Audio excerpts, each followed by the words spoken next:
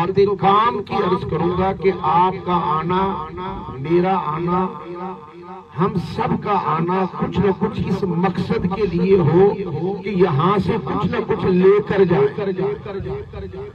دوسری حدیث پاک میں آتا ہے اگر کوئی شخص، حضرت عارج رضی اللہ تعالی عنہ وہ فرماتے ہیں اگر کوئی بندہ قرآن پاک ختم کرے، دعا کیا کرو کہ اللہ ہم سب کو توفیق دے کہ قرآن پاک سال میں ہی ختم کر لے، سال میں نہیں 6 مہینے میں کرے، 6 مہینے میں نہیں مہینے میں ہی کر لیا کرے، نہ کرے تو زندگی جتنی ہے اس میں ایک مرتبہ تو ختم کر لیا کرے۔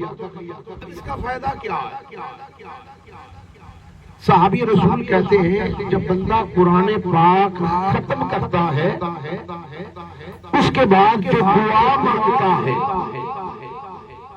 قرآن تو ہر بندہ ختم کر کے دعا مانگتا ہے، جو بتانا چاہتا قرآن پاک ختم کیا اس کے بعد دعا مانگی، اس دعا پر آسمان کے 4000 فرشتے آمین کہتے ہیں۔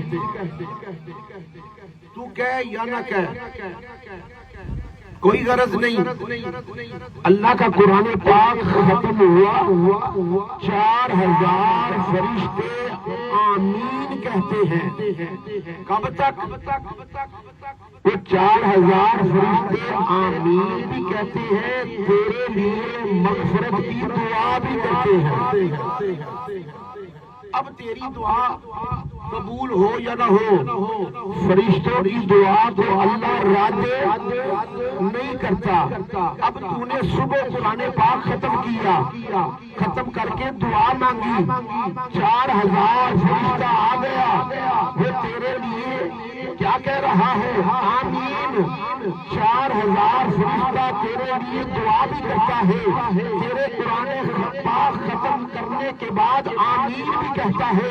صرف ایک دفعہ نہیں کہا، 2 دفعہ نہیں کہا، 10 دفعہ نہیں کہا، 50 دفعہ نہیں کہا، 100 دفعہ نہیں کہا۔ اگر صبح قرآن پاک ختم کیا، شام تک حدیث پاک کے الفاظ ہیں شام تک، ارے فرشتے تیرے لیے دعا کرتے رہتے ہیں۔ اگر شام کو تو نے قرآن پاک ختم کیا تو شام سے لے کر صبح تک تیرے لیے فرشتے مغفرت کی دعا کرتے رہتے ہیں۔ تو پھر ایمان سے کہیے اگر فرشتے آمین کہیں، مغفرت کی دعا مانگیں، تو جس کے لیے قرآن پڑھا ہوگا یا اس کو قبر میں ثواب نہیں مل رہا ہوگا؟ ایمان ہے یقینی ثواب بھی مل رہا ہوگا، اللہ اس پر اپنی خاص رحمت کے دروازے بھی کھولے۔ تیسری حدیث